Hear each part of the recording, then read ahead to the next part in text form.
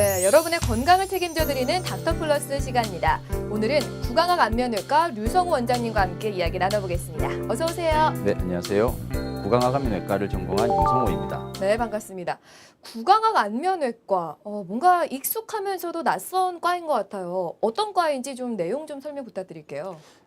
구강학 안면외과, 그것은 말 그대로 입과 턱 그리고 얼굴 전체에 대한 질병과 외상, 결손 그리고 기형에 관하여 진단하고 수술하며 재건 및 보존적인 치료를 시행하는 치과의 임상적인 한 부분입니다. 네. 환자분이 건강한 신체와 정신으로 다시 사회에 복귀하는 것을 목적으로 하는 전문 분야인데요. 저희 나라에서는 56년 전 1959년에 대한구강암면외과 학회가 만들어졌으며 3년 뒤인 62년에 악암면 성형 재건외과 학회가 만들어지면서 본격적인 턱 얼굴 분야에 대한 연구가 시작되었습니다. 그러니까 결국에는 치과의 한 분야다라는 말씀이신 거잖아요. 네. 알겠습니다. 그럼 오늘은 어떤 이야기를 한번 나눠볼까요? 아름다움의 기준은 사람마다 성향에 따라 다를 수 있습니다. 그야말로 상대적인 것이죠. 그렇기 때문에 본인의 개성을 살려 자신만의 매력을 만드는 것이 가장 중요한데요.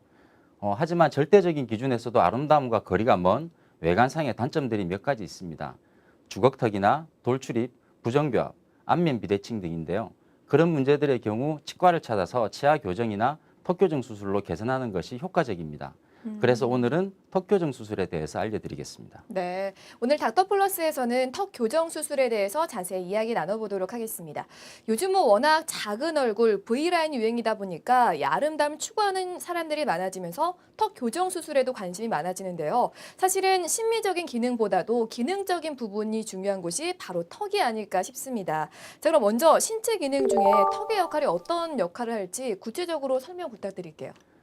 신체 중 턱 부위는 심미적인 노출 부위이며 생명 유지의 기능 부위이고 의사 전달의 사회성과 심미 표출의 발현 부위로서 어느 신체 부위보다 훼손 가능성이 높은 부분입니다. 턱이라고 하면 코 아랫부분의 위턱, 즉 상악턱과 아래턱, 하악턱으로 이루어지는데요. 이 부위는 먼저 얼굴의 중간과 아랫부분의 심미적인 부분으로서 얼굴의 인상을 좌우하는 중요한 역할을 합니다. 기능적으로는 다들 아시다시피 호흡과 식사 등 생명 유지를 위한 처음 단계를 맡고 있으며 말하는 것을 통해서 사회성과 심리 표출의 발현 부위이기도 하죠. 그러니까 그렇게 중요한 턱에 문제가 생기면 교정이 필요한 거잖아요. 근데 대체 어떤 문제가 생기길래 이렇게 교정을 하게 될까요? 저희 주제와 관련돼서 턱에 발생할 수 있는 문제를 말씀드리면 크게 네. 세 가지가 있습니다. 네. 아래턱을 기준으로 아래턱이 앞으로 많이 나와 있는 하악전돌증, 즉 주걱턱이라고 그러고, 그리고 아래턱이 뒤로 많이 들어가 있는 하악후퇴증, 즉 무턱이 있고요. 네. 마지막으로 아래턱의 전후방 위치와는 상관없이 정면에서 봤을 때 양쪽으로 비뚤어져 있는 안면 비대칭, 이렇게 크게 세 가지로 나눌 수 있습니다. 네. 물론 위, 아래턱 모두가 나와 있는 돌출입, 그리고 웃을 때 잇몸이 많이 보이는 거미 스마일 등도 있고요. 그러니까 주거턱, 무턱, 안면 비대칭, 그리고 더불어서 돌출입과 거미 스마일까지. 네, 사실 이 모든 경우에 턱 교정 수술이 필요할 것 같진 않은데 어떤 경우에 수술을 하게 되나요? 예뻐지기 위해, 얼굴이 작아지기 위해서 턱 교정 수술이 필요하다는 말들이 많습니다. 네. 물론 완전히 틀린 말은 아니지만 틀린 말입니다.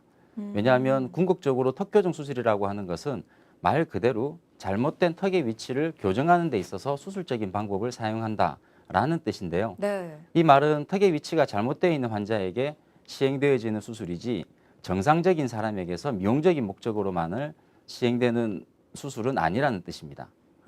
그러니까 턱의 위치가 잘못되어 있고 또 그것으로 인해서 많은 컴플렉스를 느끼고 있으며 식사나 발음하는 데 있어서 불편함이 있다면 수술을 고려해 봐야 할 것입니다. 그러면요, 이런 턱 교정 수술을 진행을 하면 그렇게 식사나 발음 같은 기능적인 면이 정말 완벽하게 해결이 될까요? 수술이잖아요. 네, 그렇죠. 우리나라에서 가장 많은 퍼센테이지를 차지하는 것이 주걱턱 수술입니다. 네. 주걱턱인 경우에는 음식을 씹기가 불편하고 앞니로 끊어 먹지 못하고 또 말하는 데 있어서 발음이 새는 경우 등 가장 큰 기능적인 불편함을 가지고 있는데요. 네. 그런 경우에 치아 교정과 더불어 턱 교정 수술을 하면 치아는 물론 턱의 위치까지 잡아줄 수 있으므로 기능적인 면에서 회복이 된다고 보시면 됩니다. 그리고 무턱인 경우, 무턱인 사람들은 턱관절 질환을 많이 가지고 있습니다. 네. 그런 경우에는 습관적으로 턱을 앞으로 내미는 행동이나 선천적으로 턱관절을 구성하는 부분이 약한 경우가 많은데 네. 이런 환자의 경우에는 우리나라에서보다는 미국이나 유럽 쪽에서 더 많은 환자들이 있고 수술이 네. 이루어지고 있습니다. 어. 턱관절 질환의 해소를 위해서 턱 교정 수술을 진행하는 것은 아니지만 턱 교정 수술을 받으신 경우 가지고 있는 턱관절 질환이 호전되는 경우가 많습니다. 아, 그래요. 네. 그리고 제가 앞서 말씀드리긴 했지만 요즘에 정말 이 작은 얼굴 V라인에 대한 관심이 높아지면서 턱 교정 수술에 대한 관심도 끊임없이 높아지고 있는데 실제로 기능적인 부분에선 전혀 문제가 없는데도 불구하고 단지 예뻐지기 위해서 이렇게 수술을 진행하게 되는 경우도 있을까요? 물론 있습니다. 턱 교정 수술을 하면 얼굴이 작아지고 예뻐지는 게 사실입니다. 네. 왜냐하면 비정상적인 턱의 관계로 인해서 생긴 얼굴의 부조화를 조화롭게 만들어 줌으로써 당연히 예뻐지고 달라 보이게 되는 거죠. 네. 그리고 심리적인 이유로 상담을 하신 분들 중에 정밀 검사를 통해서 이제껏 자기가 몰랐던 부정교합을 발견하는 경우도 많이 있습니다. 따라서 무엇보다 중요한 것이 전문의의 자문과 정밀 검사를 통한 분석이라고 할 수 있겠습니다. 아, 알겠습니다. 그런 심미적인 수술의 가장 대표가 양악 수술이 아닐까 싶은데요. 근데 양악 수술과 턱 관절 수술은 차이가 분명 있을 것 같은데 아까 이렇게 수술을 진행하다 보면 관절 질환이 호전되는 경우도 많이 있다라고 하셨잖아요. 그러면은 효과 면에서는 두 수술이 어떻게 다른지 좀 알려주세요. 일단은 다른 수술인 거죠? 네, 그럼요. 환자분들이 많이 헷갈려하는 부분 중 하나입니다. 네. 그 몇몇 분들이 턱 교정 수술, 특히 양악 수술을 하고 난 뒤에 언론에서 턱 관절이 안 좋아서 치료 목적으로 수술을 했다라고 하는 인터뷰들이 많이 나가고 난 뒤에 네. 일반인들이 턱 관절 수술과 턱 교정 수술을 동일시하고 있는데요. 엄밀히 말해 턱 관절 수술과 턱 교정 수술은 완전히 다른 수술입니다. 아, 턱 관절 수술은 턱 관절 부분의 병적인 소견, 즉 네. 종양이나 과성장 혹은 유착 등으로 수술이 불가피할 때 선택되는 치료의 방법입니다. 일반적으로 저희들이 턱 관절 부위에 소리가 난다든지 네. 아니면 입이 잘 안 벌어진다든지 통증이 있다든지 하는 분들은 수술적인 방법이 아닌 스플린트 같은 보존적인 방법으로 충분히 치료가 가능하니 걱정 안 하셔도 괜찮으십니다. 그러니까 연예인들의 어떻게 보면 거짓된 해명으로 인해서 많은 분들이 오해를 할 수 있는 상황인데 턱 교정 수술과 턱 관절 수술은 정말 다른 수술이다라고 생각하시면 되겠습니다. 자, 그럼 수술 전 주의사항을 살펴볼게요. 아무래도 턱에 신경이 많다 보니까 더 걱정이 되긴 하는데 일단은 어떤 검사가 이루어지고 준비사항이 있다면 뭐가 있을까요? 가장 중요한 것은 전신 건강입니다. 기능 회복과 심미적인 회복도 중요하지만 전신 마취에 무리가 되지 않는 건강한 체력과 꼼꼼한 내과 검사가 가장 중요하죠. 무엇보다도 안전한 수술이 중요하니까요. 네. 그리고 두 번째로는 환자분이 어디서 수술을 받느냐 하는 수술 병원을 선택하셔야 하는데 네. 최근에는 인터넷 매체가 워낙 발달한 상태라 쉽게 알아보실 수 있겠지만 광고에 의존하기보다는 환자를 끝까지 책임질 수 있는 병원, 환자를 최우선으로 생각하는 병원을 선택하시기 바랍니다. 또한 일단 믿고 선택하셨다면 끝까지 믿어주시고 주치의 선생님의 지시에 따르는 게 중요합니다. 네, 알겠습니다. 자, 이번에는 수술 방법에 대해서 살펴보도록 하겠습니다. 자, 가장 많이 이루어지는 수술이 주걱턱 수술이다라고 하셨잖아요. 어떻게 이루어지죠? 주걱턱 수술은 턱이 앞으로 나와 있는 환자분들에게 행해지는 수술인데요. 네. 첫 번째는 아래턱이든 아래턱만 수술하는 경우도 있고 그것을 편악 수술이라고 하고요. 네. 아래턱과 윗턱을 모두 수술하는 양악 수술, 즉 영어로는 투조 서저리 아니면 더블조 서저리라고 부르는데요. 네. 몇 년 전에 많은 광고와 언론에서 주목으로 양악 수술이라는 것이 턱 교정 수술을 대표하는 것처럼 알려지고 있지만 사실은 그러니까요. 턱 교정 수술의 한 분야, 한 파트라고 보시면 됩니다. 아, 그러니까 사실은 양악 수술이 이런 턱 교정 수술의 전부다라고 생각하시는 분들도 계시겠지만 이거는 한 부분이다라고 생각하시는 게 좋겠습니다. 자, 그러면요. 주걱턱 교정 수술 같은 경우에는 아무래도 수술이다 보니까 특히나 여성분들은 흉터가 좀 걱정이 되거든요. 입 안쪽으로 절개를 하게 되나요? 그러면 네. 흉터가 남지 않을 것 같긴 한데 어떤가요? 네. 지금 동영상에서 보이시는 것 같이 수술하는 과정은 윗턱과 아래턱을 원하는 디자인으로 자른 뒤 우리가 원하는 위치에 다시 재고정시키는 방법으로 이루어지는데요. 네. 이때 고정을 목적으로 사용되는 것이 플레이트 앤 스크루, 즉 쇠판과 나사못입니다. 이것은 인공치아, 즉 저희들이 임플란트를 많이 하는데 네. 인공치아의 재료가 되는 티타늄으로 만들어져 있기 때문에 제거가 필요 없습니다. 어. 하지만 엑스레이상에 계속 남아있기에 젊은 분들은 수술하고 난 뒤 약 1년 정도 지나면 네. 제거를 권유하기도 합니다. 물론 안 아. 하셔도 괜찮습니다. 네. 그리고 또 최근에는 엑스레이에 보이지 않는 흡수성 플레이트를 사용하는 경우도 많습니다. 결국 겉으로 보이는 흉터는 남지 않으니까 걱정 안 하셔도 괜찮습니다. 겉으로는 흉터가 남지 않을 뿐더러 기술이 발전해서 엑스레이상으로도 흉터가 남지 않는 그런 고정적인 방법이 이렇게 발전이 된 거네요. 네. 알겠습니다. 자, 그렇다면 그 이어서 무턱과 안면 비대칭의 경우에는 또 어떻게 수술이 이루어지는지 설명 부탁드릴게요. 무턱과 안면 비대칭도 주걱턱의 경우와 수술하는 방법은 동일합니다. 무턱의 경우는 위턱을 뒤로, 아래턱을 앞으로 옮기는 수술을 하며 비대칭의 경우는 하악만 비대칭이 있는 경우와 상악도 같이 틀어져 있는 경우 수술 방법이 조금 달라지게 됩니다. 결국 위턱과 아래턱을 자유롭게 움직여서 조화로운 위치에 재고정시키는 것이 관건이죠. 네. 각 케이스마다 치아의 교합, 재발에 대한 대비, 턱관절의 안정성 등 얼굴 부위의 뼈의 위치뿐만 아니라 근육의 재조합과 턱관절의 생리학적인 변화 등 얼굴의 전반적인 특성과 기능을 완벽히 이해해야만 이 수술을 진행을 할 수 있습니다. 알겠습니다. 그리고 이거는 저의 편협된 시각일 수도 있긴 하겠지만 이렇게 턱이 기능적이나 심미적으로 좀 정상인과 다른 경우에는 보통은 치아의 배열도 좀 불규칙하게 나는 경우가 많더라고요. 그러면은 턱 교정 수술을 할 때 치아 교정도 같이 병행을 하게 되나요? 그렇죠. 치아는 우리가 정상적인 교합이라고 생각되는 위치로 맹추를 하게 됩니다. 자라면서. 하지만 턱이 변형이 되면 그 치아들은 음식을 씹기에 최적화된 위치로 틀어지게 됩니다. 치아 네. 또한. 따라서 턱이 변형이 되어 있는 환자들 대부분은 치아 교정을 동반해야 된다고 생각하시면 됩니다. 아, 그래요? 그러면 턱 교정 수술을 먼저 하게 될까요? 아니면 치아 교정 수술을 먼저 하게 될까요?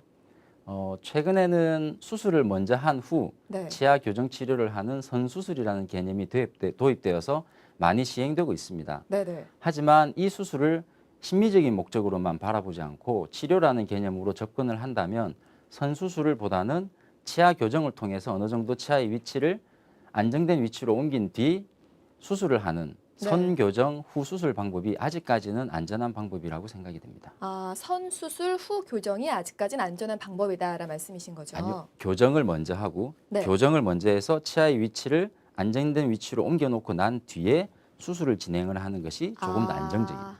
그러니까 선교정 후 수술이 더 안전적이다라는 네. 말씀이신 거죠? 네. 그렇다면 뭐 교정은 사실 좀 오래 걸리잖아요. 일반적으로 기간은 얼마나 걸릴까요? 경우별로 좀 알려주시죠. 과거에는 수술 전 교정을 약 1년에서 1년 반 정도 진행을 하고 난 뒤에 수술을 통해서 뼈를 이동시키고 나서 6개월에서 1년 정도 총 한 2년이 넘는 전체 치료 기간을 가졌습니다. 네.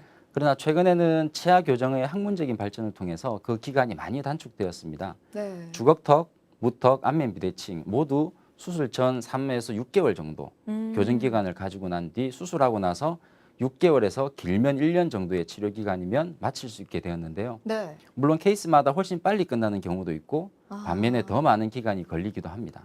더 많은 기간이 네. 걸리기도 한다. 개인별로 좀 차가 있겠네요. 그리고 요즘 성형외과 광고를 보면 저는 이런 걸 진짜 많이 봤어요. 금요일 퇴근하고 수술하시고 월요일 아침에 마음껏 출근하세요. 막 이런 게 있는데 이렇게 턱 수술을 하면 제 생각에는 이렇게 단기간에 회복이 될까라는 의문이 들거든요. 네. 보통의 회복 기간은 얼마 정도 될까요?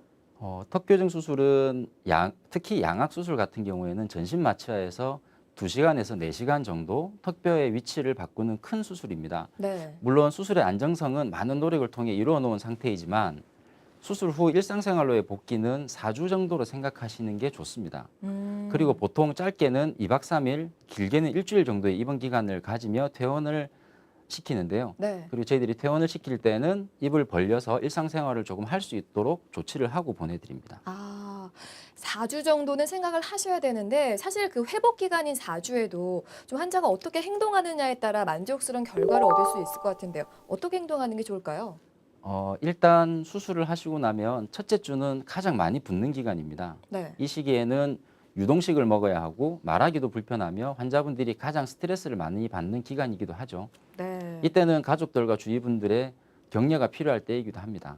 음. 둘째 주가 되면 입을 벌리기도 조금 편해지고요. 먹는 것도 조금 나아지며 붓기도 많이 가라앉습니다. 네. 따라서 이때부터 환자분들의 표정이 밝아지기 시작하는데 이때는 가벼운 걷기 운동을 해주셔야 하며 너무 칼로리가 많은 음식을 피하시고 적절한 단백질과 당분을 섭취할 수 있는 식단으로 네. 체중이 증가되는 것을 막아줘야 됩니다. 아, 그리고 셋째 주와 넷째 주는 회복이 빠른 사람들이 같은 경우에는 직장 생활, 즉 일상생활이 가능해지는 경우도 종종 있습니다. 네. 그리고 이때는 입 벌리는 연습과 안면 표정 운동, 특히 웃는 연습을 많이 하셔야 되고요. 네. 이때는 일상생활로의 복귀를 위한 준비 단계라고 보시면 되겠습니다. 아, 이렇게 정말 오랜 시간 노력을 했고 또 돈도 투자를 했고 고통도 감수한 거잖아요. 그러다 보니까 뭐 부작용이나 후유증은 없으면 좋긴 하겠지만 아무래도 수술이다 보니까 혹시 모를 부작용과 후유증이 있을 것 같아요. 어떤 게 있을까요? 턱교정 수술, 즉 양악 수술에 있어서 가장 큰 부작용은 불만족입니다. 아, 그래요? 의외이시죠? 네. 아무리 기능적인 면이 강조된다고 해도 환자분들은 기대를 하시기 마련입니다. 컴플렉스가 심하셨던 분들은 더더욱 많은 기대를 가질 수밖에 없는 건데요. 네. 당연히 그러셔야 되고 그러셔야 합니다. 네. 수술을 하는 가장 큰 목적 중에 하나가 잃어버렸던 자아와 자신감을 다시 찾아주는 것입니다. 네네. 하지만 너무 큰 기대는 오히려 환자분들에게 또 다른 상처를 줄 수 있으므로 아. 수술 전에 환자분과 충분한 대화를 나누고 네. 환자분의 이야기를 들어주고 혹시 환자분이 잘못 생각하는 부분이 있다면 알려드려야 합니다. 이런 과정들을 거쳐 비로소 만족스러운 결과를 얻을 수 있겠죠. 그리고 일반적으로 생각하는 부작용 중에 가장 큰 부분은 감각신경 손상, 네. 즉 감각 이상이라고 많이 들어보셨을 겁니다. 네네. 양악 수술이든 하악 수술이든 아니면 안면 윤곽 수술이든 네. 아래쪽 턱뼈를 수술하는 경우에는 모두 하치조 신경이라고 하는 것이 아래쪽 턱뼈 속에 지나가는데요. 그 네. 신경이 손상을 받을 수 있습니다. 그 손상의 양이 크고 작고를 떠나서 턱 수술을 하는 경우에는 모두 손상을 받습니다. 아, 그래요? 네.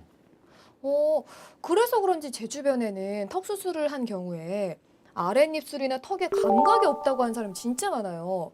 이런 경우가 많나요? 턱교정 수술하고 나면 대부분 한 70%에서 80% 정도는 아래쪽 입술과 턱에 감각 이상을 호소합니다. 저희들이 네. 수술할 때도 그거를 환자분에게 충분히 알려드리고 수술을 진행을 합니다.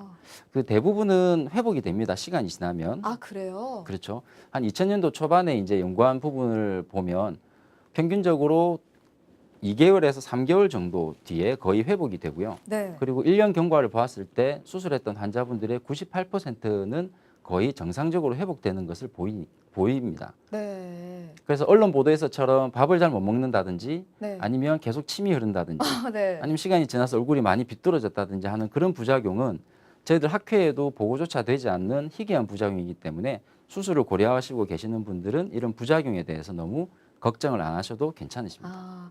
그러니까 우리가 일반적으로 턱 수술 잘못하면 침이 줄줄 흐르게 된다라는 농담 아닌 농담을 하게 되는데 이런 것들은 정말 학회에 보고되지 않을 정도로 희귀한 부작용이라고 하니까 너무 걱정하지 않으셔도 괜찮겠습니다.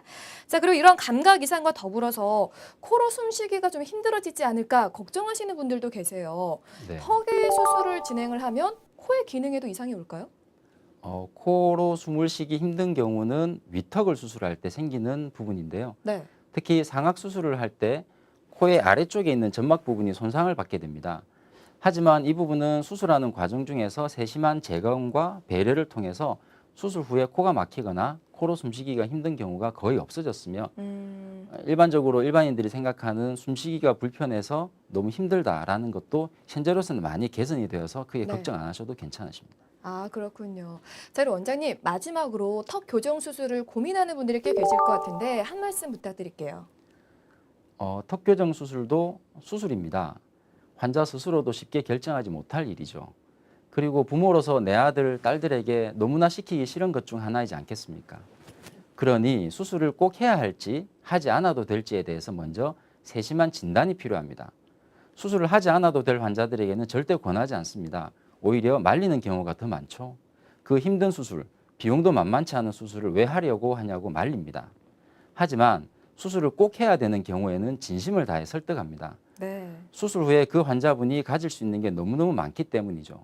물론 수술이라는 과정과 혹시나 생길 수 있는 부작용에 대한 위험성을 감수할 수밖에 없지만 그래도 수술 후에 변화될 수 있는 자기의 삶을 위해서 적극 추천하고 싶은 마음입니다. 네, 알겠습니다. 자, 오늘 닥터플러스에서는 턱 교정 수술에 대해서 자세히 알아봤습니다. 요즘 조금 더 아름다워지기 위해서 턱 교정 수술을 감행하시는 경우가 꽤 많은데요. 이런 심미적인 기능도 중요하지만 무엇보다 기능적인 부분이 문제가 된다면 턱 교정 수술 한 번쯤은 고려해봐도 되지 않을까라는 생각이 듭니다. 자, 원장님 오늘도 알찬 정보들 감사합니다. 감사합니다.